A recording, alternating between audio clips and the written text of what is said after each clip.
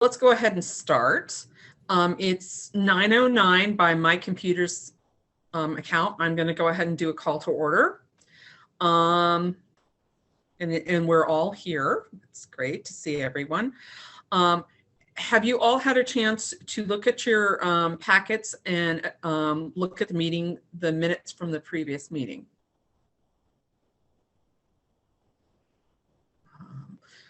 By shaking of the heads, that's true. So basically, that's the other thing that I'm going to do a clarification real quickly.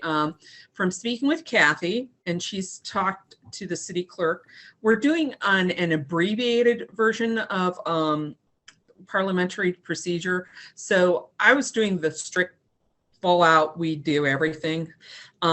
So we're going to do an abbreviated version from now on, where we'll just do a vote on any agenda items that we need to add, approval of minutes and that kind of thing. So we'll only be doing votes and approval of the minutes and the House manager's reports. So I'll be calling for votes on both of those. And then we'll go through the agenda items as quickly as possible. And then unless we have any motions or added items that we need to add to the agenda, we will only do votes on those, and then we'll do a vote for an adjournment. So if that's, do you guys understand what I'm saying? Am I clearly articulating that? Okay, so this way the meeting will go much quicker, and hopefully we'll go from there. So looking at the minutes, and if everybody's had a chance to review those minutes, I am going to call for a motion for approval of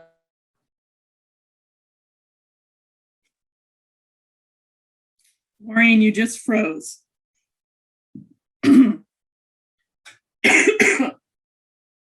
in the world. Okay, am I okay now? Yes. Okay, so reclarification. Thank you, Kathy, for telling me that.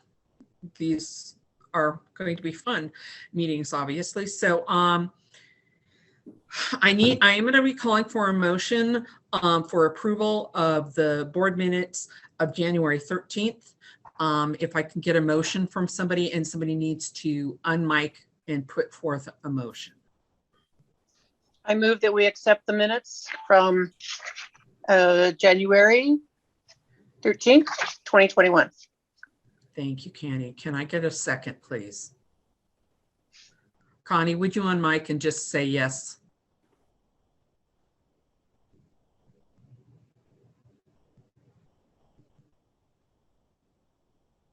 Usually down on the bottom. Yes. Well, mine's at the top. That's why I was confused. I second. All right, thank you. So it's been moved and seconded that we approve the minutes from the board meeting. Because we are being filmed, if we can just do a hands of approval for a vote, that for all approving of the board minutes of January 13th, 2021. Perfect. Okay. Great, moving right along. That was a full compliance that everybody agreed with those. Moving straight to the House manager's report. Kathy, if you would please start, that would be great. Absolutely. We have been very quiet, as you can see from the number of events between January and March. Because of COVID, obviously, we're not having any events, but we did have 10 tours and 1 board meeting. I did count the board meeting that we did in January. So we've had a total of 43 guests in 10 tours, and the garden is still being used a lot for photographs, but because we're not there all the time, even when we're there, it's hard to capture, but when we're not there, it's impossible to capture, how much use it's actually getting. But I know they're doing it. I saw some beautiful little girls in dance outfits getting their pictures taken on Saturday, so it was kind of fun. Our inquiries are still tracking to previous years. We've had 92 inquiries since the beginning of the year. 8 of those have come in through phone, and 84 have been electronic. We are getting more inquiries from the not than anybody else. But Wedding Wire and the City of Longmont websites are right behind there. And we also have a new source of inquiries, which is a small company in Denver called Venue Hub, who's actively working to reroute postponed COVID events. So we started to get some inquiries from them as well. You can see that they met and matched the City of Longmont website inquiries for January through March. We have 4 new revenue generating events, and it was kind of tricky counting because we've had events book and then cancel as well. So I just did the best I could based on my assumption that we only wanted to know about things that were still on the books. So we now have a total of 9 revenue events booked for 2021. Really good news, Pat Neff is going to continue to do our custodial. I don't believe that Rhonda is coming back. Pat is doing a phenomenal job. If we leave him a list, he does the whole list and then he adds to it. And right now he is working at systematically moving through all of the rooms, oiling all the wood, and he's having fun. So, and it's really hard work. So he is coming on Thursdays. He's staying a large portion of the day instead of the 3 hours that we were used to getting from Rhonda. And he is willing to do anything we need him to do. So I am so jazzed that we've got somebody who's willing and capable and happily doing everything he can to make the house beautiful and ready to open. That's amazing. Yeah. And since they're adding another custodian to recreation, I think I've been told that's going to continue for the foreseeable future. Thank you, Sue Ellen. So I'm really jazzed about that, and he is so tickled to show up on Thursdays and make a pot of coffee and go to work. So it's pretty exciting. The garden is going gangbusters. We are doing tons of things to get ready for the summer. Both Grow and Terra Care have been out. Grow's been out at least 3 times already. They've both done a leaf cleanup, and Grow is now trimming bushes and weeding to get ready for the planting, which will be the 3rd week in May. They're also remulching all of the perennial beds so that we get a leg up on that as well. So that's pretty exciting. Terra Care has aerated. They've done a leaf cleanup. I'm pretty sure they fertilized the day they aerated. And the other good news is I talked Parks into doing a pre-emergent again this year. They haven't done one for about 3 years. And we've been increasingly getting more and more crabgrass in our grass, especially in the boulevards on the outside of the fence. And unfortunately, once it's out there, then it moves into the main part of the garden. So we're working on getting a pre-emergent laid down to stop the crabgrass. I'm excited about that too. The use of the garden is picking up again. There were people out there with lawn chairs in the sunshine last week. There was a mother and 2 dance daughters and a photographer. There's lots of people walking through. It's always so exciting to me to see people there. My family had an egg hunt there on Easter morning, and the kids had a great time, even though, frankly, nothing's up higher than this much. So my 7-year-old grandson walked into the property, and he looked around and he said, put his hands on his hips, and he said, "Don't you think Grandpa should have done a better job of hiding the eggs?" And we got a 7-year-old critique, but it was pretty. They had a great time. They hunted their eggs. It was over in like 15 minutes, and then they hid eggs. They picked out 10 eggs and they re-hid them in the garden for 2 more hours. So they had a great time. Critique and all. Good news, we're going to start letting the clubs return to the house with the proper safeguards. If they are vaccinated, they can come back and they don't have to social distance. They do have to wear their masks until the city or the county lifts the mask mandate for indoors. If they aren't vaccinated, then they can come back, but they will still have to social distance and wear their masks. So I'm working on notifying each of them that they can come back and seeing if they actually want to do that at this point. But that's really good news. It'll be the first time we've had people in the house to do something for a long, long time. So that's exciting. The repairs, we're doing repairs on the kitchen hood.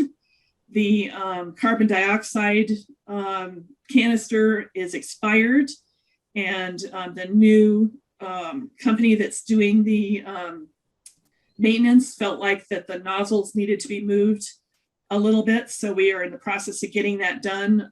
Facilities approved it and they're paying for it, which is good news. And they're going to be in on the 19th to do that work. Jacqueline is working on our biannual inventory, and that's almost done. We're down to the stuff that's hard because it moves around and changes. It was kind of funny.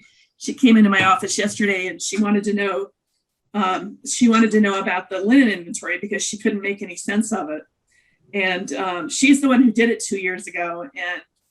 And I didn't review the linen inventory because to me, that's just kind of, it changes all the time. So we sat for about 10 minutes and tried to figure out what she did 2 years ago and just decided she was going to redo it because it didn't make sense. So I told her to do it so it made sense when she redid it in 2 more years. So we're almost done with that. And that's an exciting thing to have behind us because it's very tedious and time consuming. I already talked about the clubs, so I'm going to move past that one. Just kind of an update on the dial, and I think it's actually changed since I wrote the note yesterday or wrote the report yesterday. But as of yesterday, we were in yellow on the COVID dial. It looks to me like there is a very good chance that we're moving to blue with caveats shortly, but I don't know the exact nature of that. So at the moment, under yellow, we're able to do events up to 50% of our capacity. And as long as we're willing to do masks and put 6 feet between the tables. So we're working on getting that information out to the people that already have events booked and looking for ways to do that safely that makes sense so that as we do our bookings, we can tell people what the rules are at that moment in time and then just keep them informed as they change. So my interpretation of that after consulting with Sue Ellen and Ben is that we can do up to 75 in the garden and 15 to 20 in the house, depending on if we use the upstairs or the downstairs. So some of our events still can't go forward inside because they're bigger than 15 or 20 guests.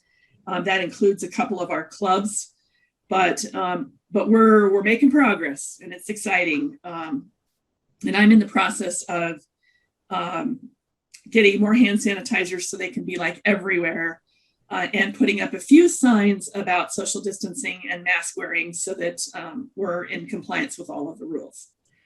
Pardon me?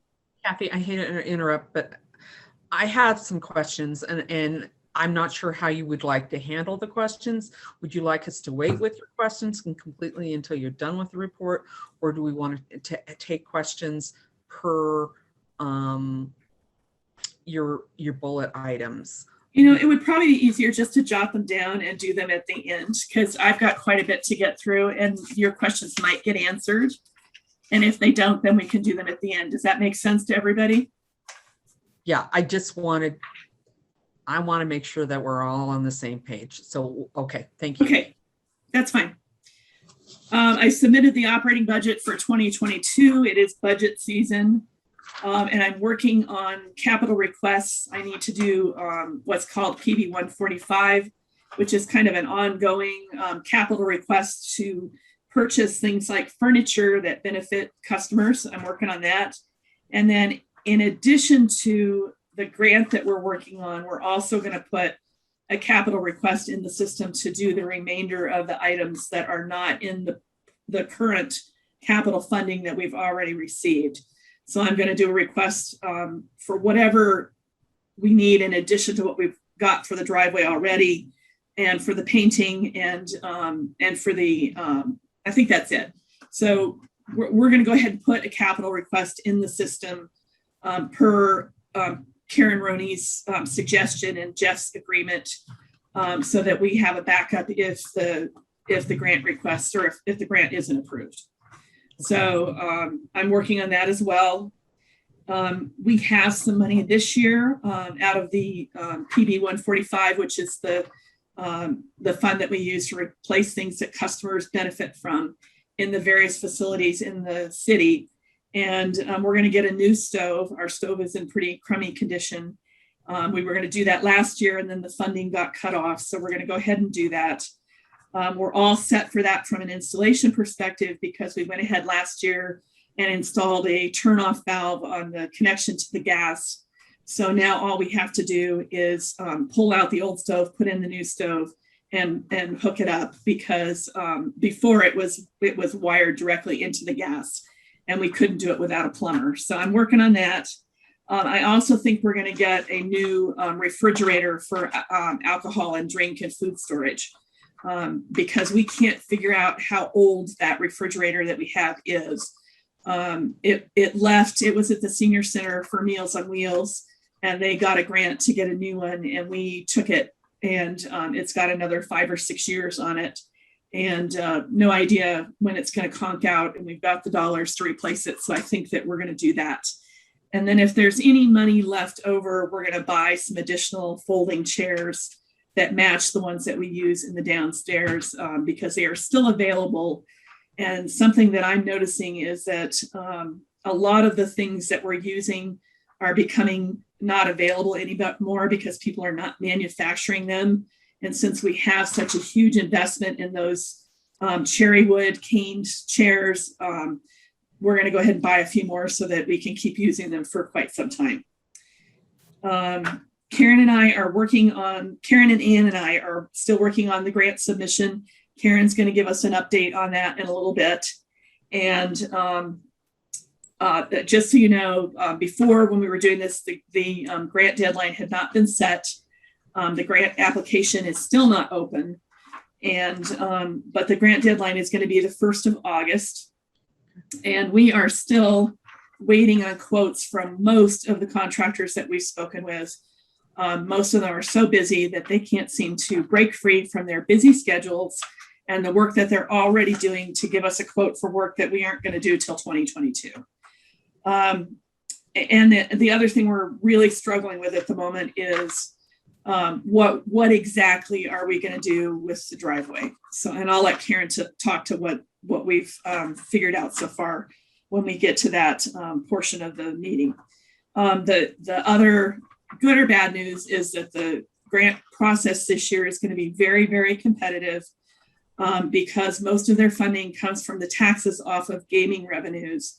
And of course, Central City and Black Hawk and the other gaming city, whatever that one is, were closed most of last year. So their funds are fairly short, although I skied a couple weeks ago, and if the traffic into Central City is any indication, they are going gangbusters. Just another note, Jacqueline and I are both scheduled to renew our CPR and first aid in May, to keep up with our requirements for safety for the house. And I didn't put this in the note, but I also have to renew my TIPS training in May, which is the training to serve alcohol responsibly. So I'm looking into getting signed up for a class. Event cancellations, my June 19th wedding canceled. They've been having a lot of health issues, and they also are struggling because of COVID, and they decided not to go forward. Stephanie and Cove booked, and then they turned back around in about 3 weeks and canceled. Her family is Canadian, and based on the rules about crossing the border and the pace at which the vaccinations are happening both here and there, they decided they just didn't want to take a chance that their families couldn't be there when they got married, which makes perfect sense. But we did schedule a very nice little lovely wedding ceremony for May 22nd. We scheduled a lovely little 12-person wedding ceremony and dinner for 13th of June with a rehearsal on the 12th. We just scheduled a 60th wedding anniversary for July. And of course, Stephanie and Cove have canceled, but we did go through all the motions and the invoices and the billing and the booking for their events. So I did put it on there as booked and then canceled. We're getting a ton of inquiries, but people are very, very cautious. They really don't want to book and then cancel. So they're all holding off to see what happens with COVID. As I mentioned before, our leads are tracking very well to previous years, but people are just getting information and waiting. I did send a note and have a little conversation with the Firehouse Art Gallery, who are the people who sponsor Art Walk. They are planning on doing the September event, which is going to look pretty much like the old Art Walks. I think that's really good news. At the moment, though, they don't really have a sponsorship that fits the same category as what we did. Their sponsorships are considerably more spendy than what we've done in the past. So I'm going to have a conversation with her about whether or not they can open up a sponsorship like the one we had before. So I'm continuing to work on that. Wedding Sites and Services is starting to go back to shows. The shows are starting to gear up for the wedding shows. So I did get some leads in March and sent out emails to all of them. And I just received another set that I'll send out probably this evening. So they're starting to fire up. Moving on to the spreadsheet and the financials. On the main sheet, which is the one with all of the months on it, you can see that we're kind of holding our own financially so far this year. We're about $1,000 in the red, which is not surprising at all at this time of year, even in a non-COVID year.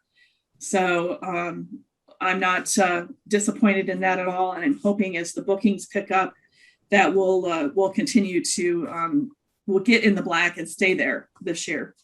But that all depends on what happens with COVID. The next sheet is the event breakdown sheet. And you can see that we've had a total of 12 events with 43 guests so far this year. And that includes the April events, because that's a running total. Those are not represented on the March or the report for today.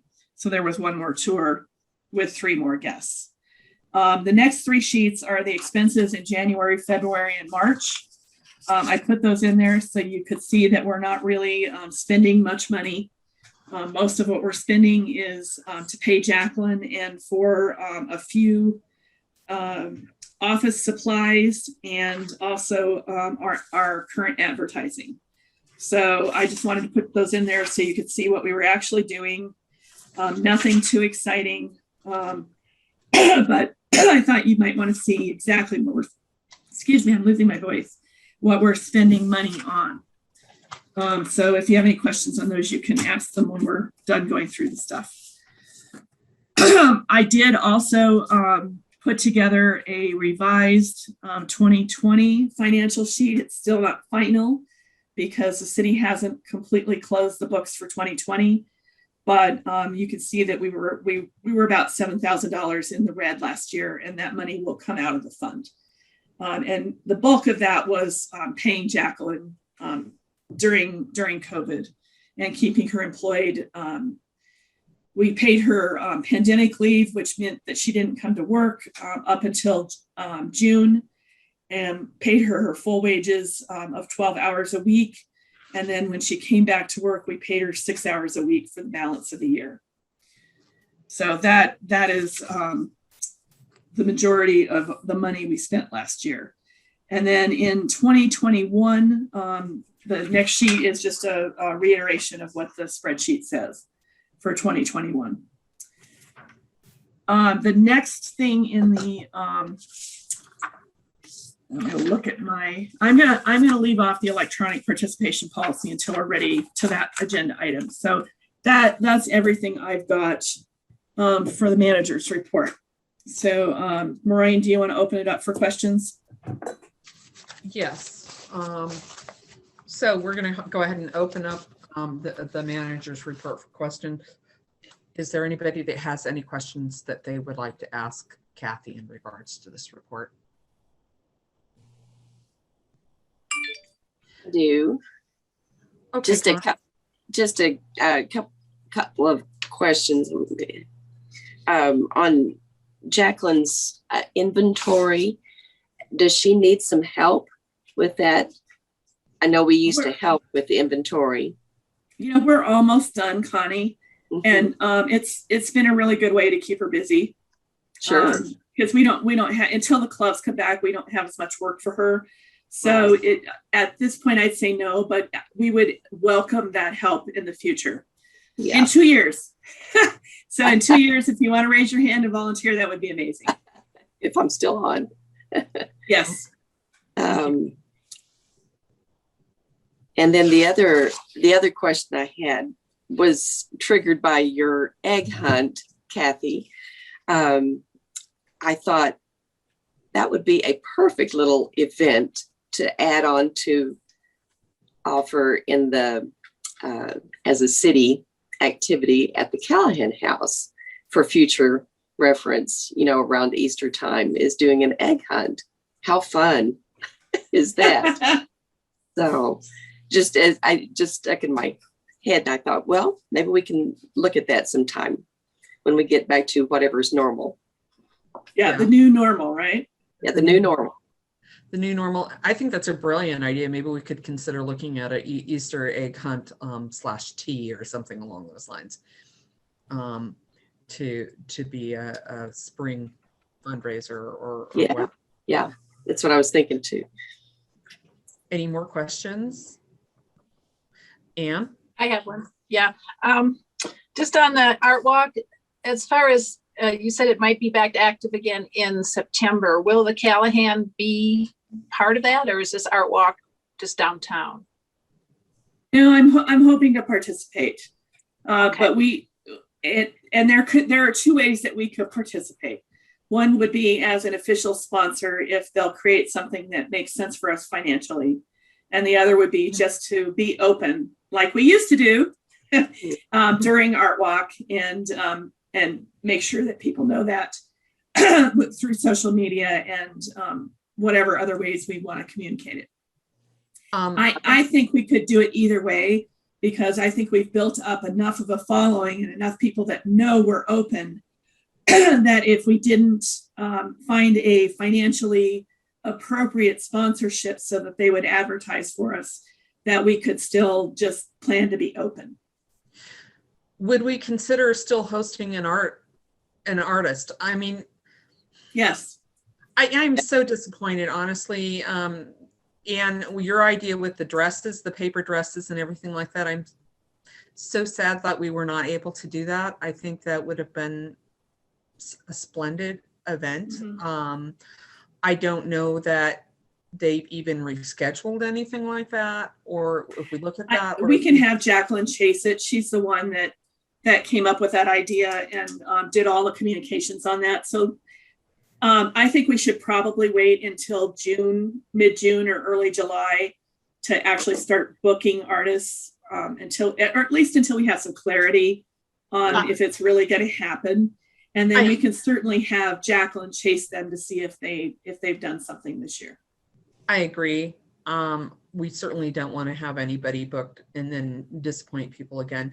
I don't want to put it off too far because people have been stuck at home for so long that I think they're jumping at the chance to book up their calendars and get doing things again.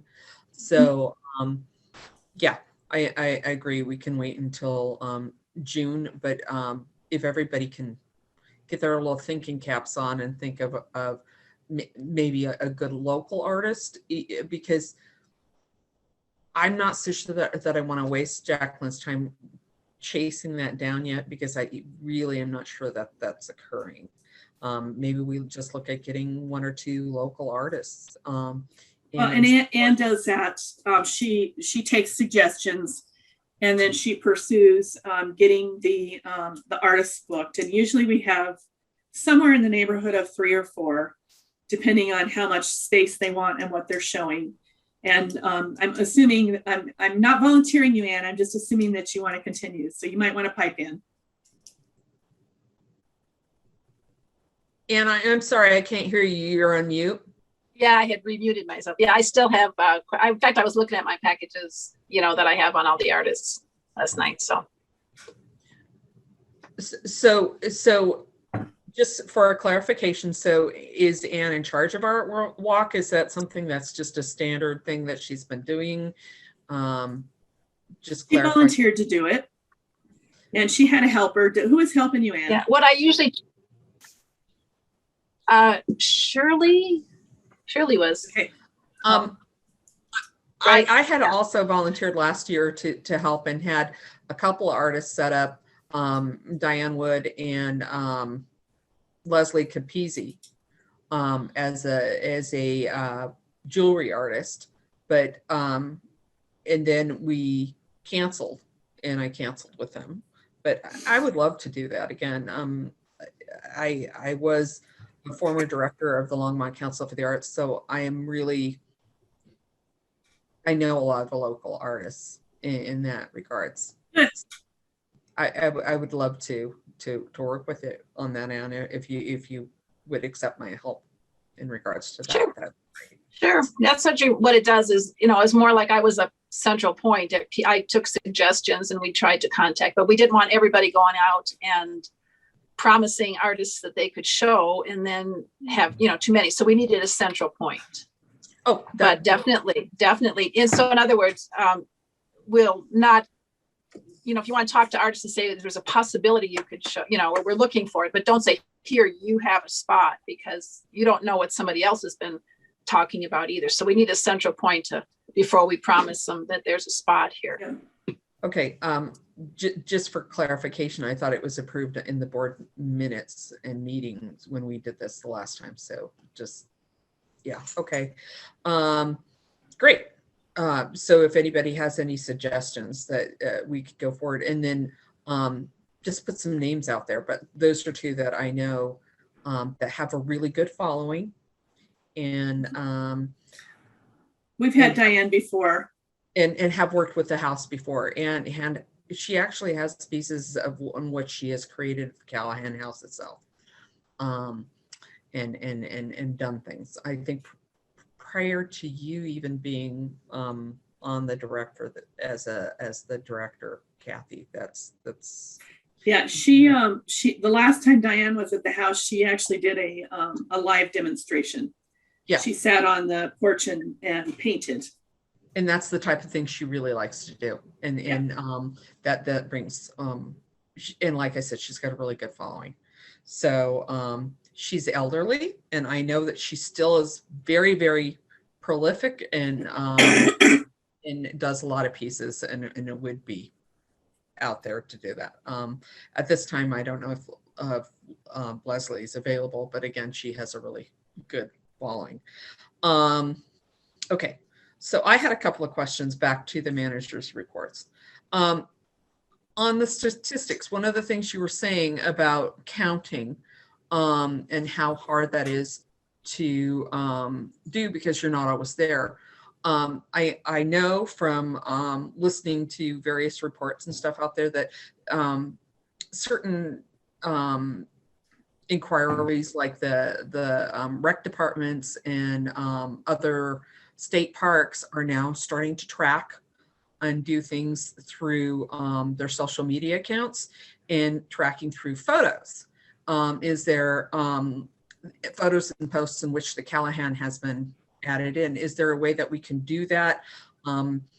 They also do things through the by tracking like information through Fitbits and stuff like that. So just the thought that something we might, with this new normal, I think we have to start thinking out of the box in regards to how are we going to make sure that we're tracking and keeping these accurate. And I'm all into making sure that we're meeting the requirements of what the initial charter was, and that is as a donation to the women of Longmont. And we have to really be on top of that. We're following that charter. And I understand that we do the weddings and whatnot, but it's really important that we meet the requirements of the charter. I mean, the Callahan House wasn't given just to be a wedding venue. So that was my other question for you, is exactly how are you meeting and approaching clubs and women's groups to let them know how they can do the thing, and how are you also verifying that they're vaccinated? Do you just do it on verbal confirmation, or? So first of all, we're going to let them self-police. So in other words, they're going to do whatever they need to do to confirm that they're vaccinated. We can't really do that. So we're going to leave it to the clubs to determine if their members are vaccinated, and then tell us if that's the case. Okay. Mostly the way we honor the charter is by doing the clubs and doing them very inexpensively. But we have also had an unofficial direction from the city that we not substantially increase the number of clubs meeting in the house. When we lose a club, we can gain a club or two. We've tried very hard to get them down to a couple days a week so that we can actually physically have private events so that we can afford to keep the doors open for the clubs. So we still have about the same number of clubs that we had when I came to the house 10 years ago. And when we lose a club, or we basically have an opening for a club, and I often get approached by people to meet at the house. And so what we try to do is keep them into the same days and the same time frames so that we don't have to staff the house multiple times for multiple clubs. So we don't actively advertise because I think we would be overwhelmed and probably be booked from morning to night, 7 days a week with clubs. And so that's kind of been our approach per Karen Roney. And the private events are actually how we support the house because the only funding that we get from the city are my salary and benefits and the maintenance of the major items in the house and the maintenance of the garden. So everything else, even a paper clip, comes out of the proceeds from the events that we get paid for. Did I answer your question? Kind of. So on city direction, you've been told not to have any more clubs than what was prior. Karen's wish was to not substantially increase the number of clubs that met at the house, because we have to have a balance between the clubs meeting at the house and the private events, which is how we fund maintaining the house and keeping the house as a city asset. Okay. But from prior reports that you've done, you said that our clubs are actually dropping some of the bridge clubs and other things due to the elderly, and we have clubs waiting behind them to take their spots. So one of our bridge clubs is probably going to go away. And we have a stitching club that wants to meet. So we'll replace the bridge club with a stitching club. So there's a waiting list. An informal one.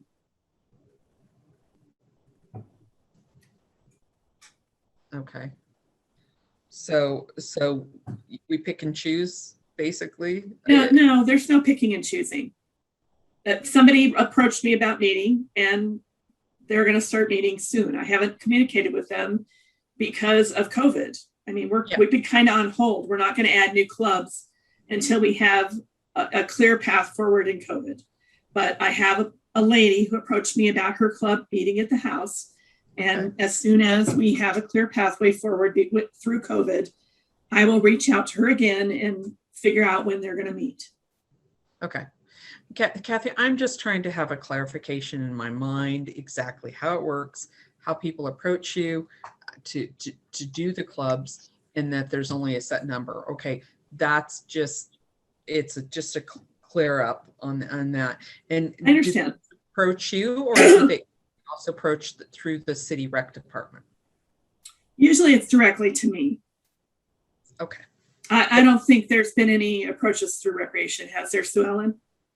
You know, any information that we get or requests for Callahan House do get funneled to Kathy, whether it's from our generic rec support email or a reach out to one of our staff. So Kathy does get all the information that comes through recreation, and even from the city manager's office. Those will also come into her either through recreation or directly to her. Okay, cool. Thank you very much. Appreciate that. Thank you for answering my questions. Does anybody else have any other questions?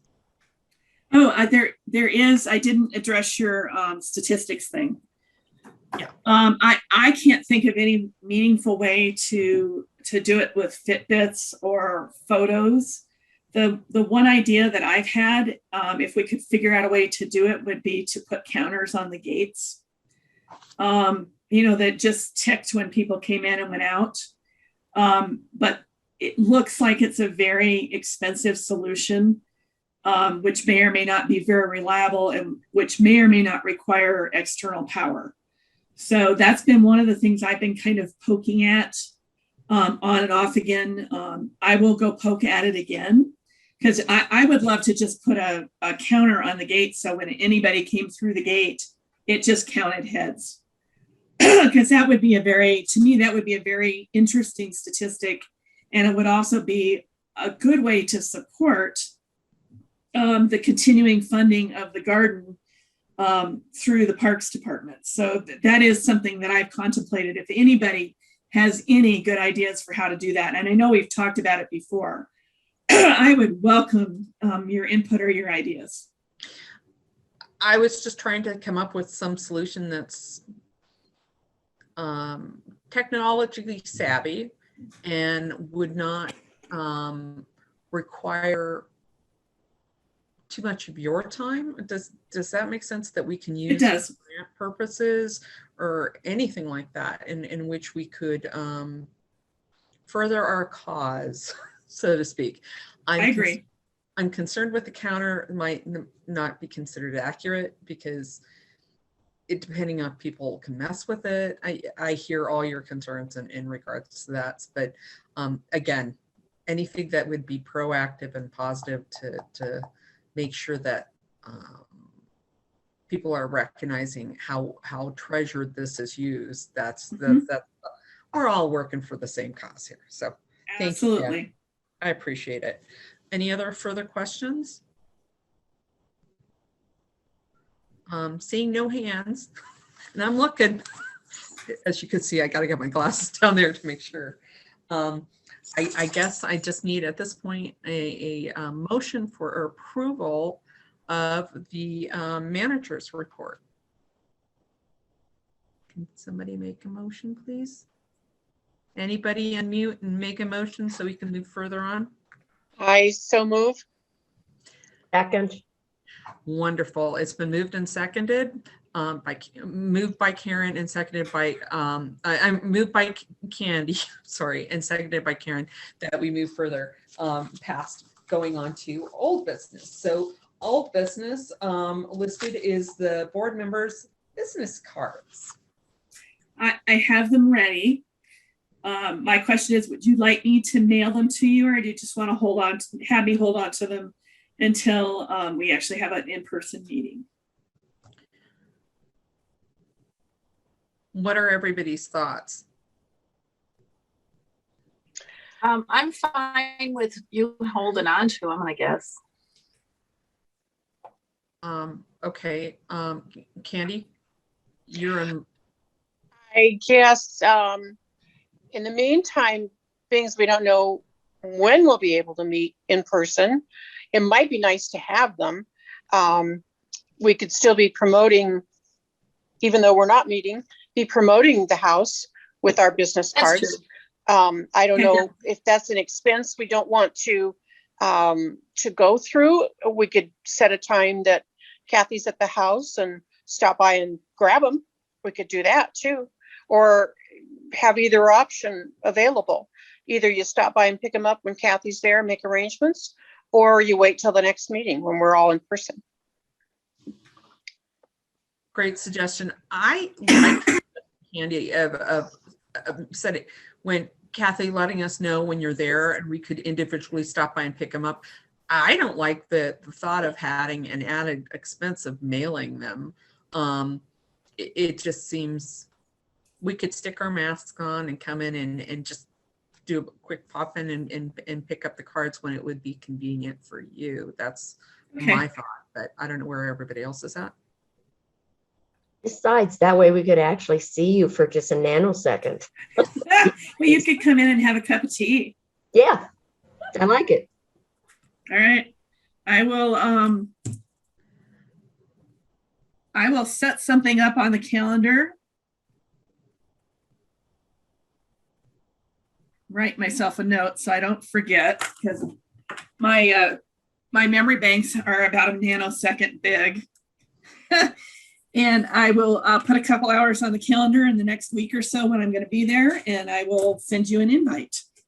And then for those of you who don't make it, I'll maybe set another one, or maybe I'll break down and mail the one or two that are left. How's that? Sounds good. All right, and I'm going to send 10 each to start with, but I could print more as we need them. Does that work?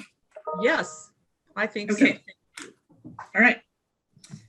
Okay, moving right along, grant update, and I guess that goes to you, Karen. If you wouldn't mind, please updating us on that. Yes, we have some news to update you with.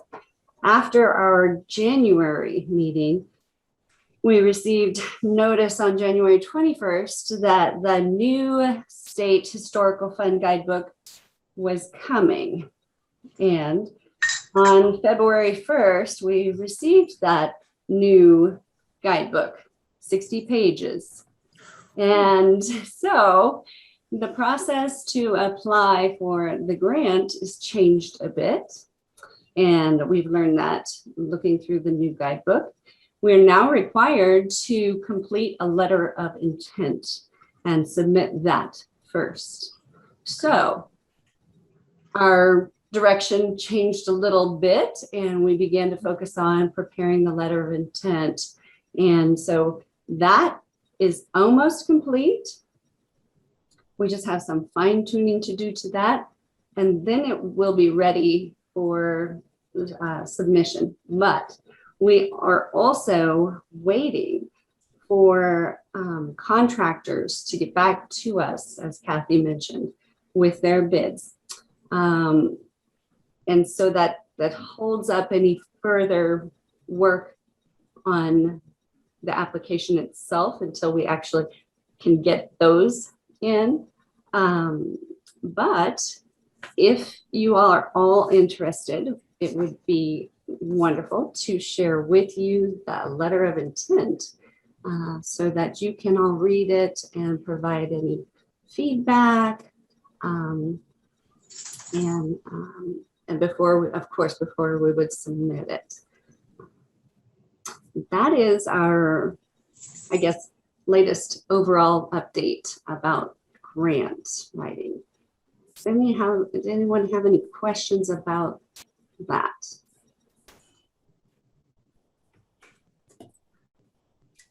I know in the past, I believe it was Candy and was it you, Janet? And I apologize if I'm getting muddled, but that we'd like to see the grant. And the other thing is, from speaking with a couple of people on city council and other community members, it's my understanding that we can all work on the grant if we choose to, that the sunshine laws do not sit on that simply because we're not discussing board policy or anything in regards to that. so we can work on the grant, and each of us could have input if we chose to do so. So I want to do a clarification that any of the outside items, including Art Walk and whatnot, we can all work on, long as we're not discussing board policy. So That's good. clarification. So if anybody else would like to help Anne and Karen, who have, again, I want to thank you guys for taking this on. It's really important work, and that's kind of where I'm at. So Connie, what are your thoughts? I saw that you unmiked. I forget. Let me think. I was writing some notes and then I forgot. I'll unmic and figure it out. Okay. Any other comments? I think, me personally, I would love to be able to see the letter, and go. I think everybody, a fresh pair of eyes on anything is always good. Personally, that's the way I like to work. I know that not everybody does, but okay, Connie, you're back.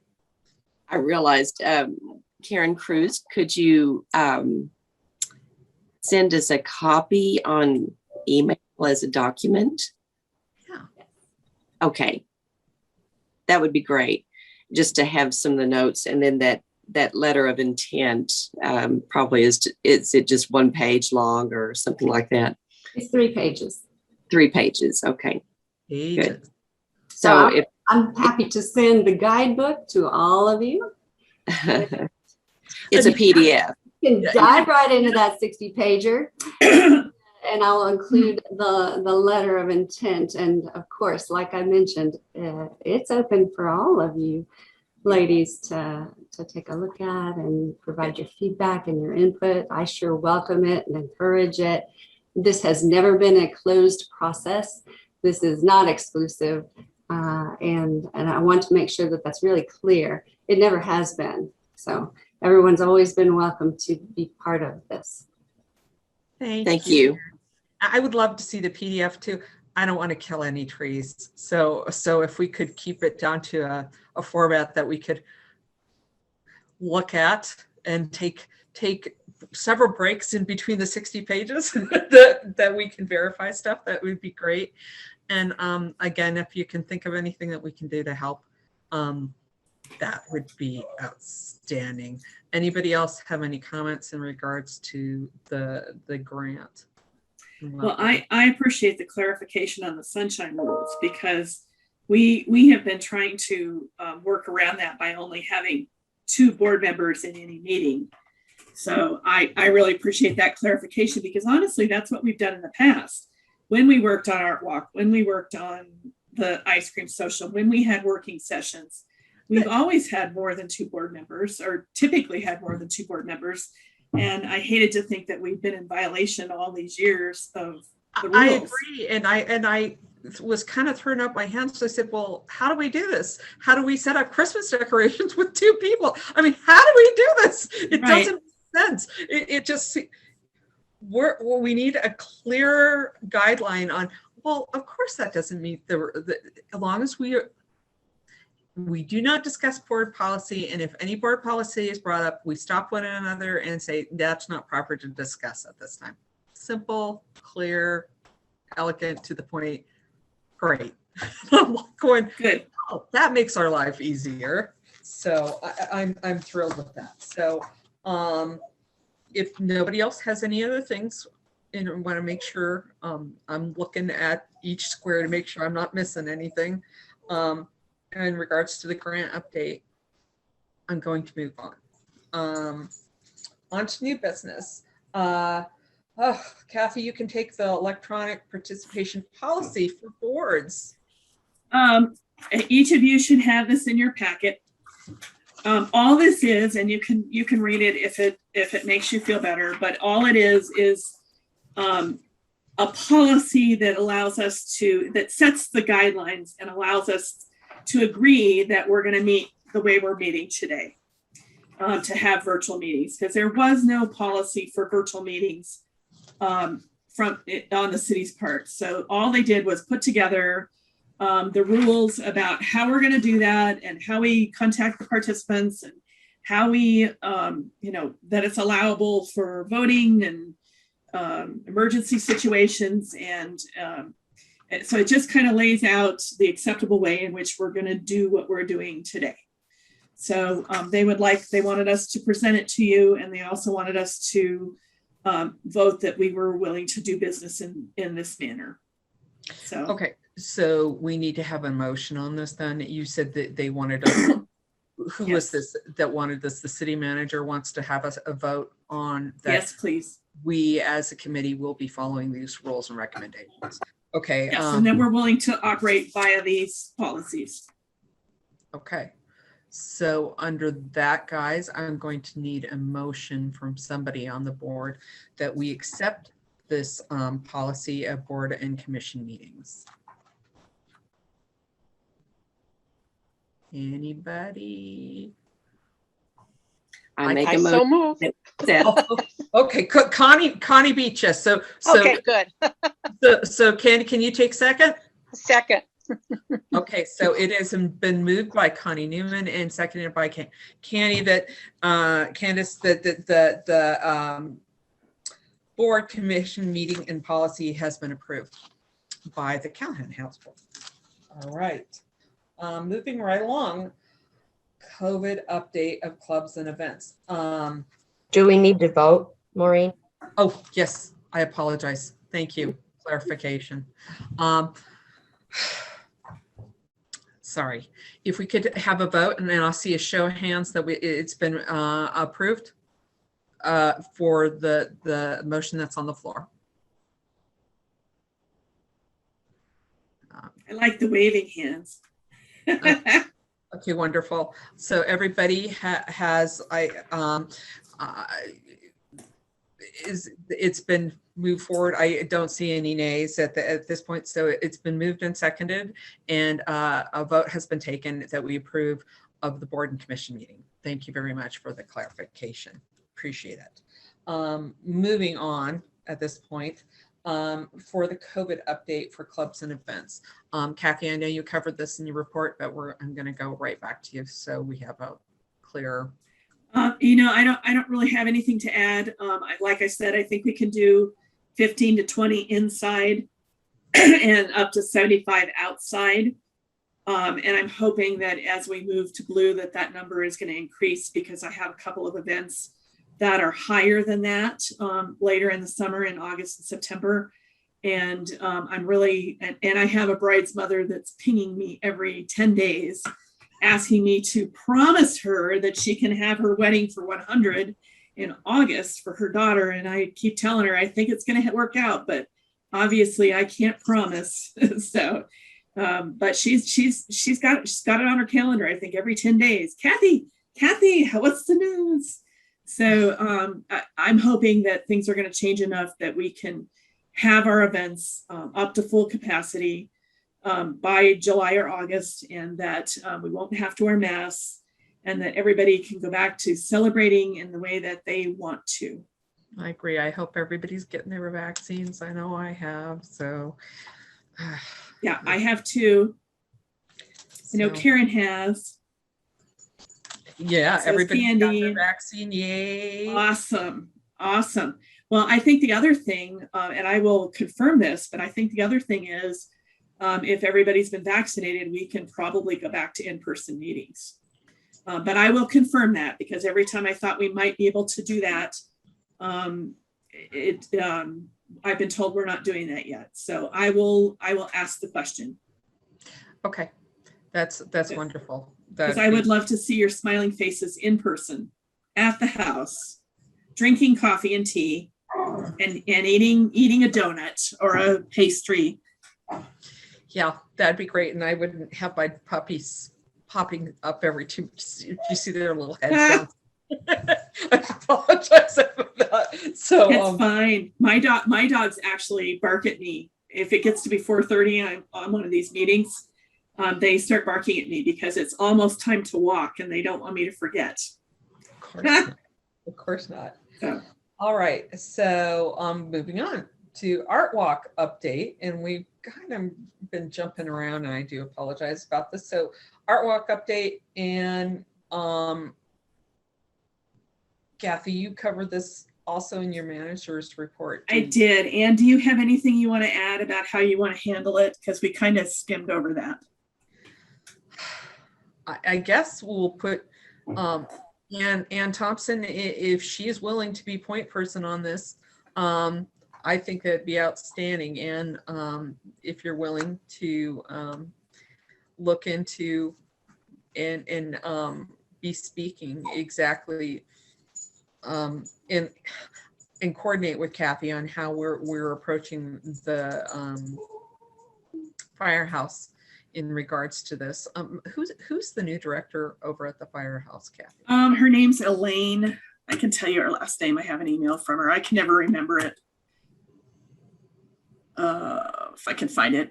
So Anne, do you want to just take a minute and for Maureen and Karen Reed to talk about how we've done Art Walk in the past and how we solicit artists and how we do that? Because I don't think we've ever actually gone through that.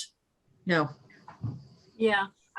Yeah. When I first came on, I think Shirley was doing it first, and then she had to leave because of medical reasons from coordinating it. So I did volunteer to coordinate it for the last couple of years. Basically, everybody's invited to recommend an artist.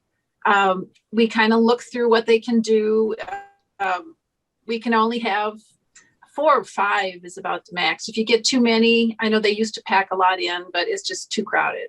And so we just want to make sure we have a variety, and we don't want, that's why we want a central point. So recommend an artist. That's wonderful. That helps a lot to, so I can talk to them, and then we'll just decide, maybe we'll have a couple watercolor artists, a couple jewelry people. We want a little bit of a mix.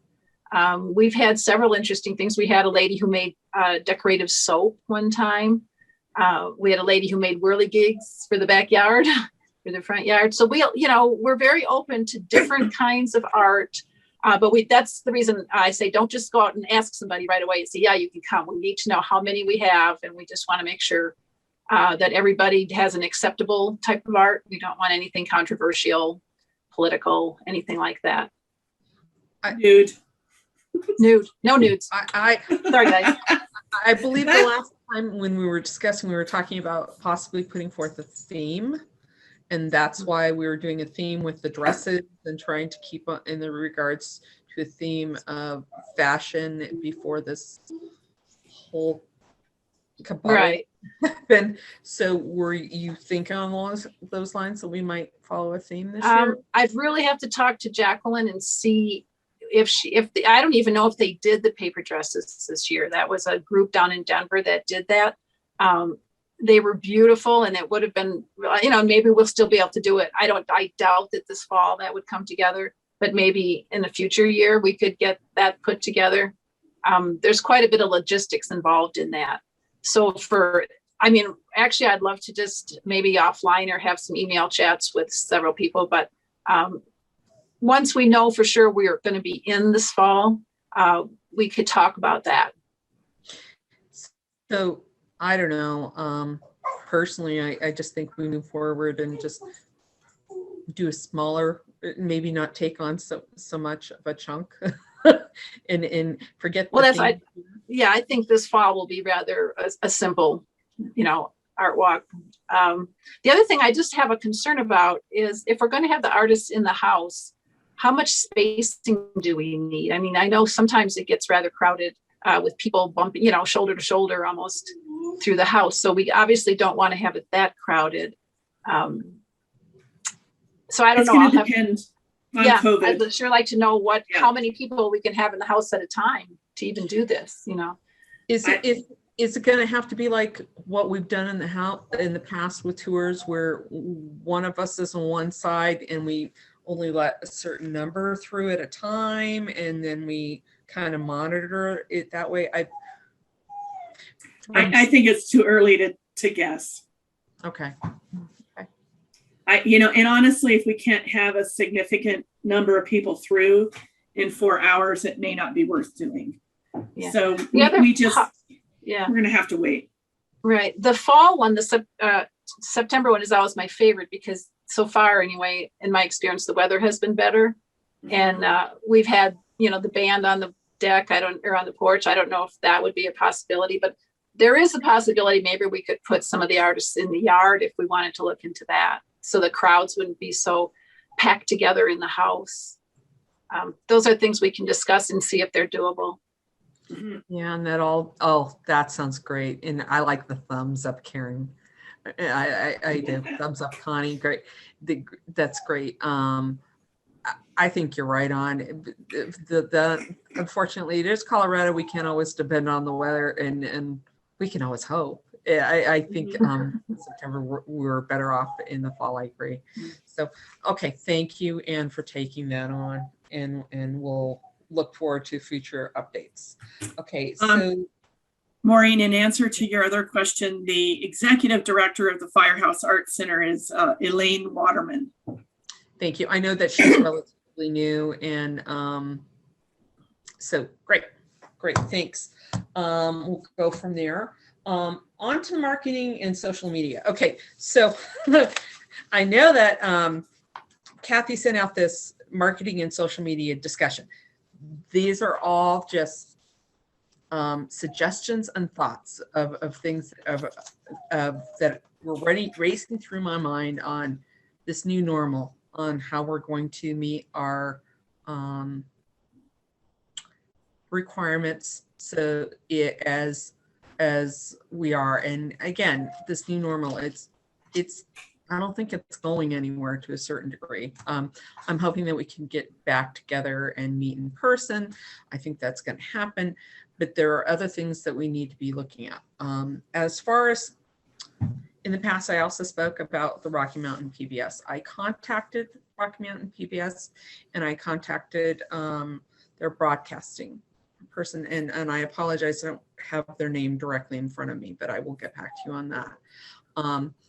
They were very interested in doing something with putting a film on with the Callahan. Interesting enough, they need 2 years in advance to do any film and putting forth an item. So rather than look at that as a negative, I look at it as positive, that we can possibly we have an existing film, great, but it's outdated. And I think it'd be great to look at maybe contacting either a student or some other local filmmaker that we could come in and approach doing a new film based on the Callahan, and getting just some updated in there. We wanted to make sure, at least in my point, that we're reaching and continue to reach the younger population as well, that are much more technology savvy than myself as one, but I want to make sure that we're continuing to be prevalent, and I think it's important. So those are some of my thoughts, and if you guys have any, I asked for some information from Kathy to make sure that we are following all the discussions and everything that we need to do for our social media outreach and whatnot through the city. And I asked for any documentation that they have, or policies in regards to that. Because moving forth, this being a 2-year process, we have to make sure that we're passing this through and we're meeting all approval requirements, and we're not stepping on anybody's toes.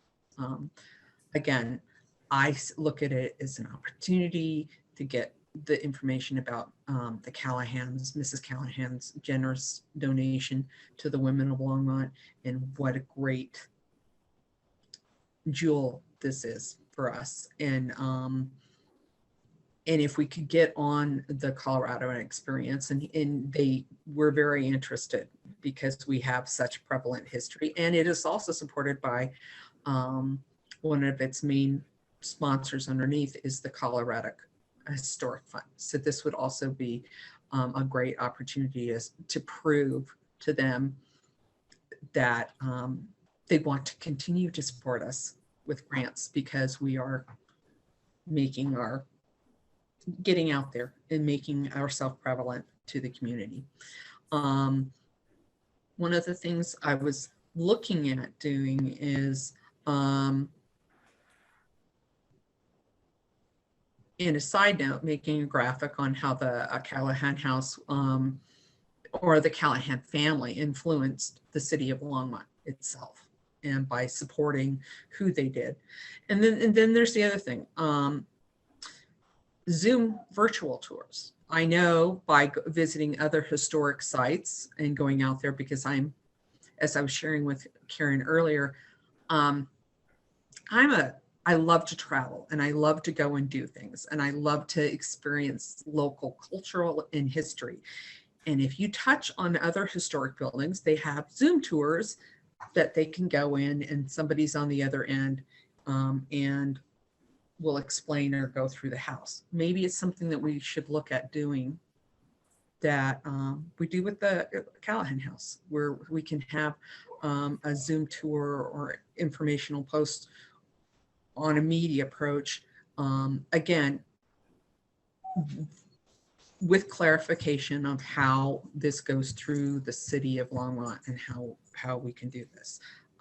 I think we're missing an opportunity here. This would also give us an opportunity to reach out to schools and have classrooms do a tour via social media. This is something that I think we're lacking in. And I'm not going to say I'm an expert on this in any way, shape, or form. I am definitely not.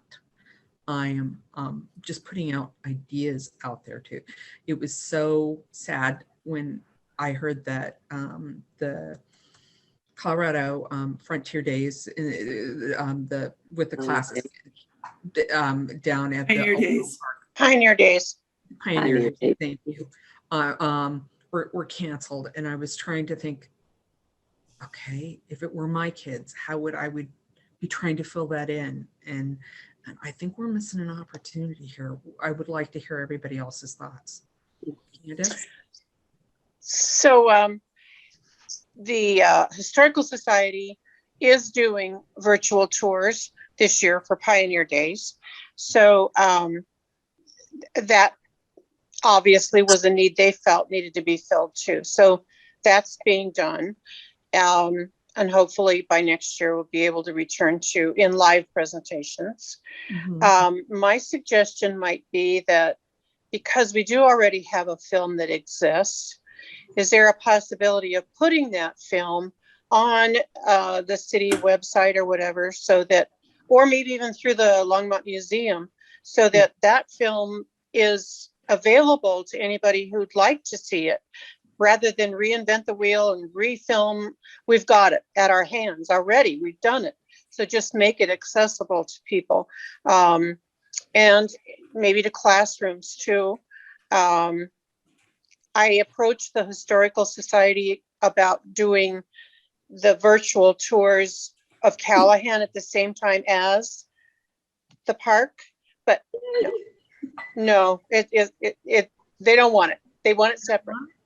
They want it separate. However, Elise is more than willing to promote Callahan House in any of her contacts with the schools. And because this is different, because it's not like we've traditionally done, that would have to be thought about how we're going to go about it. Because in the past, you send out a letter to the teachers or an email or whatever, and you could say, by the way, Callahan House would be willing to set up tours for you, contact Kathy, blah, blah, blah, blah, blah.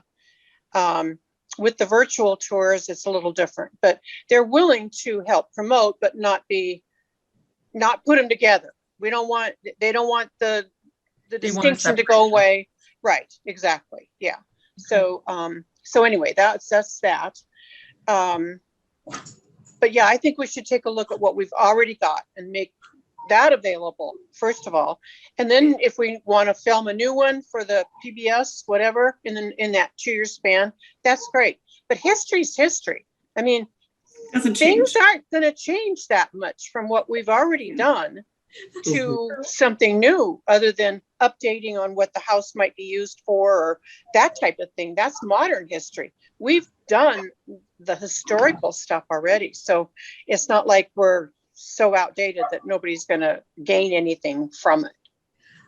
So two things. The video is available. It's on the City of Longmont YouTube channel. Okay. It's been there for quite some time. I Googled it, it came right up. So it is absolutely available. Okay. What I would like to see is, I would love to do a new intro, or maybe just cut out the original intro and just cut straight to the history stuff and the actual virtual tour of the house. Karen? I can say that I can gather a student volunteer who's gifted in those types of things to be able to do that kind of film work, so that we're not having to have an expense tied to that update. That's exactly what I'm looking for. Somebody that understands the technology, is capable of doing it, could possibly use it as a student project, that type of thing. And again, I wasn't wanting to recreate the whole wheel.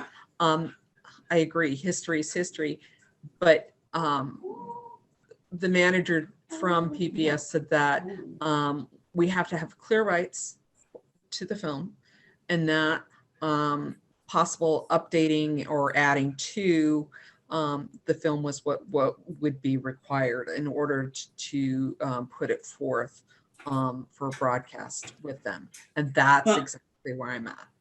Well, and that is a question, because it was produced by Eyes on Longmont, and they may very well, if we wanted an update, be the ones who want to do that.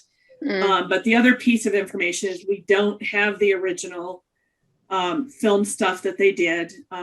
They did not keep it. Last time I asked if it still existed, I was told they didn't know where it was at. So we would have to, if we wanted to change it, then we would have to circle back with Eyes on Longmont and get permission, at which point they might want to be the ones who actually did the updates, if that's even a possibility.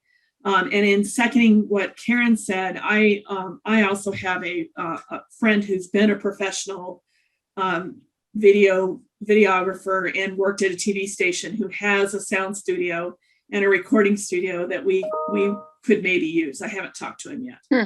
So the first step would be actually speaking to Eyes on Longmont. And the second step would be trying to figure out if we can find what we want to do to it, and B, who would we have do something like that. But I think the history portion and the actual virtual tour that Connie narrated are still very appropriate. Wonderful. Yeah. That's exactly right. Maureen, I think the PBS, or the Rocky Mountain PBS, is an awesome idea. I think that would be really cool to get that on there. I'd like to understand what that would consist of, what you actually talk to them about. And the other thing I want to add is it took us almost 1.5 years to produce that last video, and it was a lot of work. So if we're going to do something, then we have to be willing to commit to that work. I can't take it all on by myself. Right. Oh, absolutely not. And this is why part of the reason I wanted to bring up, because I knew between the collective group, there would be somebody that knows people or knows of a possibility of how we can do this. And it's just asking the right question and going forth. Connie, you have a comment? Yeah, I had a couple of comments. I had worked on that DVD and film in 2013, and the Eyes on Longmont would have the copyright on that. And unfortunately, Rich has passed away, but there are still committee people that were on that committee. I'd have to look up all my notes to remember their names, but it was really a project out of the senior center. And they used the Comcast studio here over at, the old Carnegie building. Channel 8. Channel 8 studio. Yeah, I think it was Channel 3 at the time, but whatever.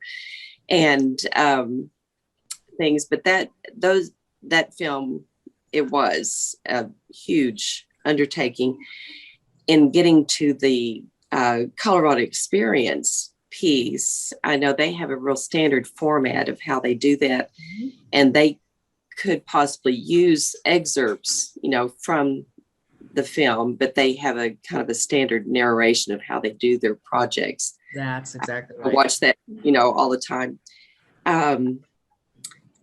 The other thing that I was going to add is, as far as a new marketing thing, is it's been a long time since we've had an article in the Times Call. And I thought with the 150th, there again, this is a major opportunity. They've been doing a 150th article every week, a little feature. It's mostly from Eric and the archives, but it's still very interesting. So I know that Eric would be, happy to put that forth, or go ahead and get our, we can go ahead and, I don't know who to contact at the Times Call, but that would be a great way to get a feature again. The sad thing is they're doing it one a month. One a month? Just one a week? Yeah, one a month. Oh my goodness. They're missing a big opportunity. Yeah, it's big.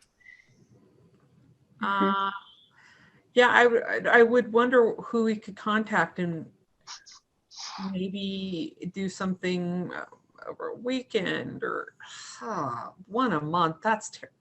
I'm sorry. Well, I'd be happy to go ahead and contact the Times Call, and I could talk to Eric too and see who's handling what, and just get our name out there and say, it'd be great to have an article, because I'm sure it's been at least 10 years since the Callahan House has been featured as far as front cover kind of history feature. And that's exactly what I'm talking about. This whole COVID thing. It's so disappointing, because this should be a huge celebration for the whole city, and everybody should be getting out there and doing this stuff. Sue Ellen's got her hand up. Yeah. Well, I just wanted to let you know, Recreation is doing 150 things to do in Longmont, with 50 things for the spring, 50 things for the summer, and 50 things for the fall. And Callahan House is part of that. So there are some efforts to tie in Callahan for some ways to check off, if someone is that interested of doing the 150 things. We are tying some of that back into Callahan House as well. So And I want to let you know that there is some stuff out there tying it in. Thank you, Sue Ellen. Appreciate it. Candace, you had your hand up. Well, to piggyback on that, I sent emails to all of you about the Women's Work fundraiser scavenger hunt that starts the 16th through the 25th. So that is tying in with the 150th anniversary of Longmont. And Callahan is one of our scavenger hunt stops.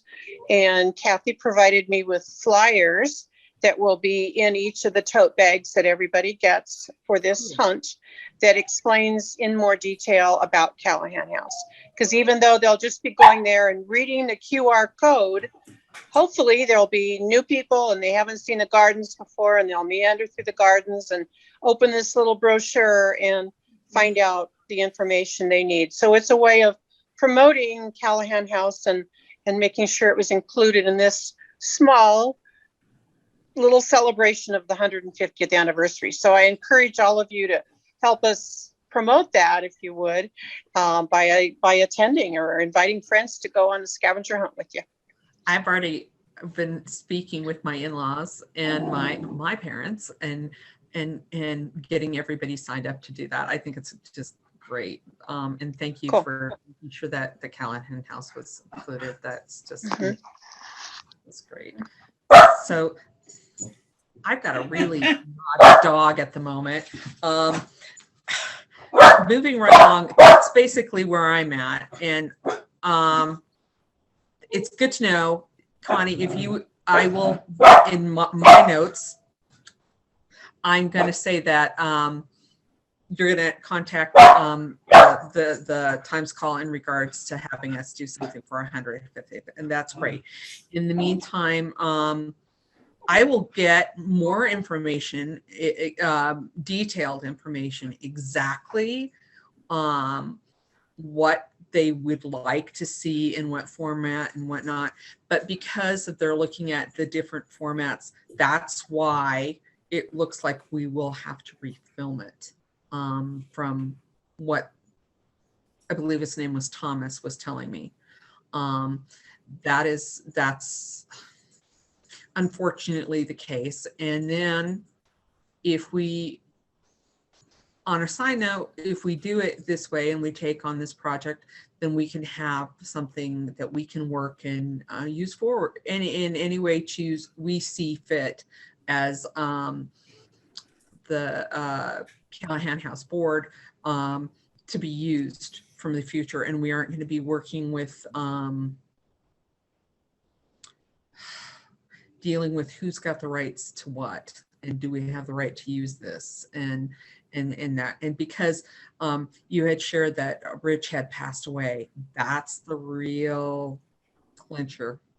And if he was the one that was really instrumental in doing that, it's a lot of muddy water. And I think we'd be better off looking at getting something together that we out and out as the Callahan House owns. That's just my thought. Yeah. I will say with Rich, you know, he was the instigator, but he's not the owner of that copyright. It's the group. Eyes on Longmont. Yeah, the senior center or the Eyes on Longmont. And I don't even know whether they're still in existence or not. So how that's handled. Okay. They are. They're still around. Although just like every other group, they're not meeting because of COVID. Right. Right. Okay. Again, do we want to muddy the waters and just use what we can from them and see if they're willing to share it with us? And then if we can get a clarification, if we could have partial, I mean. They gave us the rights to use it. They did. Yeah, they did it for us. But the issue isn't using it. The issue is changing it. So we need to circle back with them. I mean, they gave us the rights to use it. They did it specifically for us and working with us. So we've been using it. We show it at every open house. It's posted on the City of Longmont website. It's can we get the permission to change it? That's exactly it. We need to have the permission rights in order to change it. And that's the clarification. So do we know who's running that at this point? No, but we can find out. Okay. Is anybody willing to take that on? Because It's on my list already. Okay. Are you sure you're okay with that, Kathy? Because I don't want to add one more thing to your list. I'm probably going to have to go to Michelle Waite and figure out who's in the group. So let me take care of that. That's kind of, I'll track down who it is and then we can figure out how to approach them. Connie, I saw a hand. Yeah, just Kathy, count me in. I can help do any footwork while I'm in town. So that'll be great. Okay. Perfect. Thank you, Connie. Thank you, Connie. Appreciate it. And because it's your voice on it too. And it's so nice. So that's a nice thing. Side note. So that covers everything on marketing and social media for me. And if anybody else has any other inputs that they would like to add to that, again, I do think it's something that just because you can Google the YouTube video doesn't mean other people know how to do that or reach that. Right. If we could make it prevalent so that they can do that virtual tour, that'd be great. And again, if we can do have a student or whatnot do a better intro or bring it into a better thing, that would be great. So I think we've got a plan, at least. That's good to know. Other business. Does anybody else have any other business at this time that we need to discuss?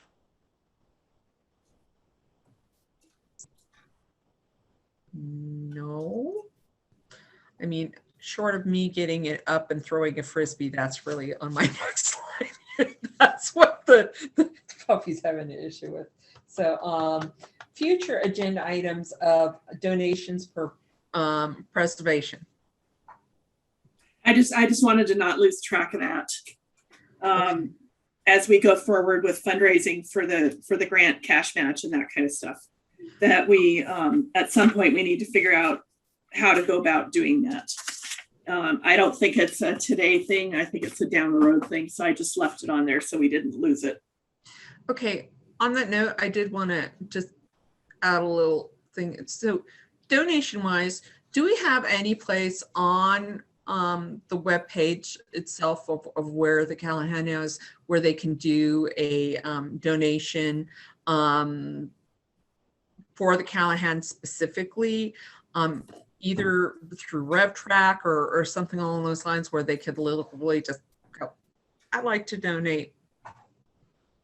Would you like to donate to the Callahan House for preservation or whatever else? Is there that somebody could just donate online? And we could do it through RevTrack and do like a $25 donation or whatever, something along those lines. Just a thought. Can we even do that? Okay. That's my point. I think that's a doable thing. We talked that we can't have a donation box outside of the building itself, but we could have a QR code or something that people could put their say, okay, and this goes to. Is it possible that we could do a QR code and when people could donate and it goes through RevTrack and we could track it that way? That's a thought. Where if people are using the gardens, help support keep the upkeep of the Callahan House, and we have a QR code where people get their phones out and they can just do a quick donation and we can go through RevTrack. Is that a possibility? I think people are doing it somehow. We just have to figure out how to do it and run it through. It's got to go through the rec department because that's how we're following. But surely there's a way that we could put a QR code on that somewhere. If we can't put out a donation box itself, we could certainly post a little plaque with a QR code that would do a donation. Just a thought. And I know we can't go into great depth right now, but we should have that on the next agenda to see how we can do this, to make sure that we're relevant. And again, it would also help us keep count. If people are donating, even if it's in incremental amounts of $5, $10 here and there, it's every bit helps. And every bit goes towards the house. And that's important. So any other thoughts that people want to add to donations per preservation that could be on future agenda? I'll talk to Sue Ellen and we can see if there's a way to do that. That's a good idea. Okay. Anybody else can add any 2 cents before? Okay. I do have one other question. Yeah. And that is, if we don't have any pressing business, do we want to have a monthly meeting, or should we just have a meeting when things have changed enough that we can actually do something and or there's pressing business? I'd like your opinion. I mean, obviously, if we can have a meeting in person, that would be amazing, and we'll just do it. But if we're going to continue in this virtual format and there's nothing new, at what frequency do we want to have a meeting? Well, I think that's one of those things that we have to put to a vote. I'd like to have a discussion first. True. About what people's desires are. I agree. But do we make it a bi-monthly meeting? What do we do? Janet, what's your thoughts? Well, I was thinking that Kathy would well know if there's more information that she needs to put out. She could kind of be the judge of that to see if it's worthwhile to have a meeting.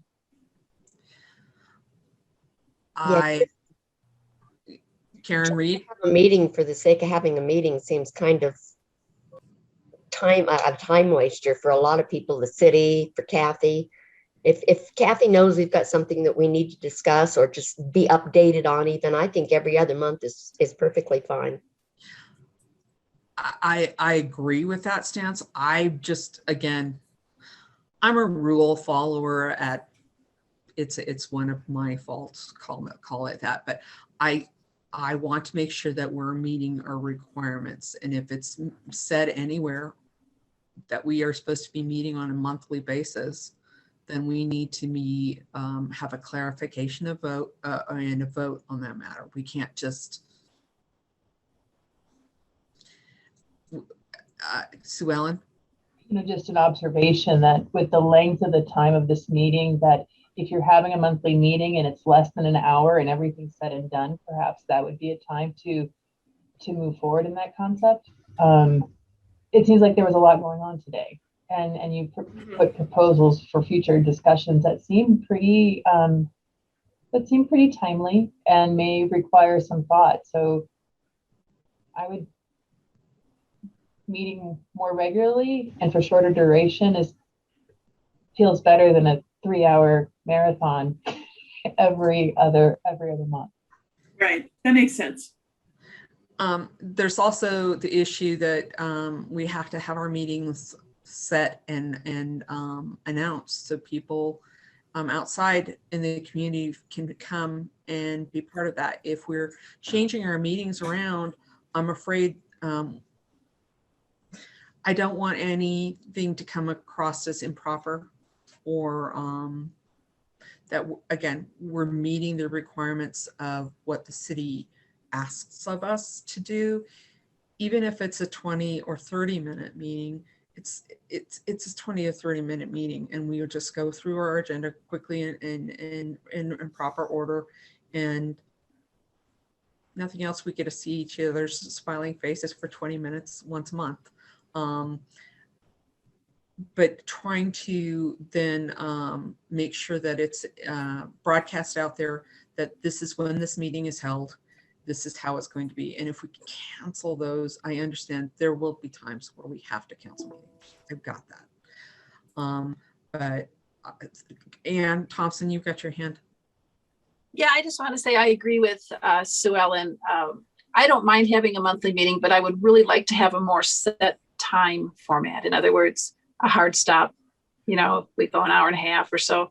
I think, figure out what we can endure and then have a hard stop. So I can set aside, okay, I have a meeting tomorrow. It's going to be an hour, not, I might, because I have other things I do too. And, other appointments and things. And it's hard if you don't know how long you're going to be at a meeting. I agree. If we could keep it to a hard stop and try to keep it under the 45-minute line, I agree. I agree with that completely. It is not unusual for our meetings to go out between an hour and a half. Okay. That's pretty normal when we have real business to conduct. So Wonderful. I typically schedule them from 9 to 10:30. Unfortunately, the virtual meeting extends that a little bit because of the waiting room and letting people in. And okay. And if it's less than that, it's less than that. So if I don't know. I just think that. And you get back time.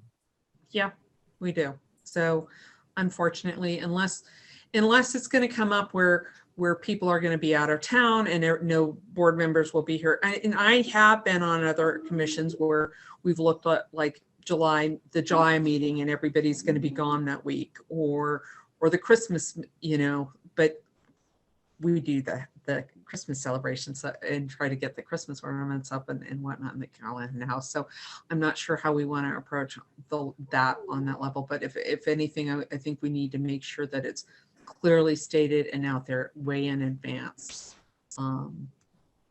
If we're doing a cancellation, that's my thoughts. What are you guys?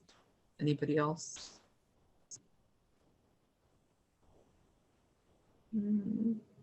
Okay. I guess that's all the discussion that I can think of at this time. Janet? I have a question. Are we going to get flowers planted under the sign this spring? Yes, Oh. ma'am. Cool. Very cool. One way or another. Yes. Good. All right. We have a water issue. I don't think we're going to have any trouble resolving that, and it may just mean we need to hand water, but we'll figure it out. I haven't talked to Anastasia about what we're doing yet, but yes, we're going to get it planted. Cool. I would hate for you to hand water that. It gets water from the grass. Okay, good. Good. Okay. Karen, I see your hand up. We have the proposed plan that we did 2 years ago when we planted, when we put the sign in. So we have the proposed planting of what would go in. And I can arrange for volunteers to come and help to plant if we need. So, but yeah, we can. If we're going to go with a perennial plan and then put annuals in the front for color, then all we really have to do is buy the plants, and Anastasia and her crew can do the actual planting unless somebody really wants to dig. Okay, on that note, I think that's a great way to end, guys. So flowers in the sign. That's personally, that's a good thing. I think this has been a great meeting. And I guess at this point, I will take a motion on adjournment. I move that we adjourn the meeting. I second. Thank you both, Janet and Anne, for doing that. Appreciate it. Thanks, guys.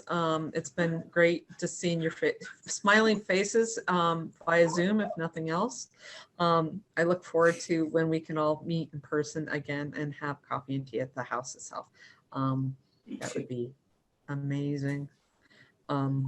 As you can see, I think that we're all a little weary of this whole thing. I'm willing to meet mask and all if we have to. I just honestly, it's just one of those things. So, okay. Thank you. That's what we got. Thanks everyone. you. Appreciate it. Good to see y'all. Everybody have a good week. You Go too, Karen. scavenger hunting. Oh, I'm excited. So excited.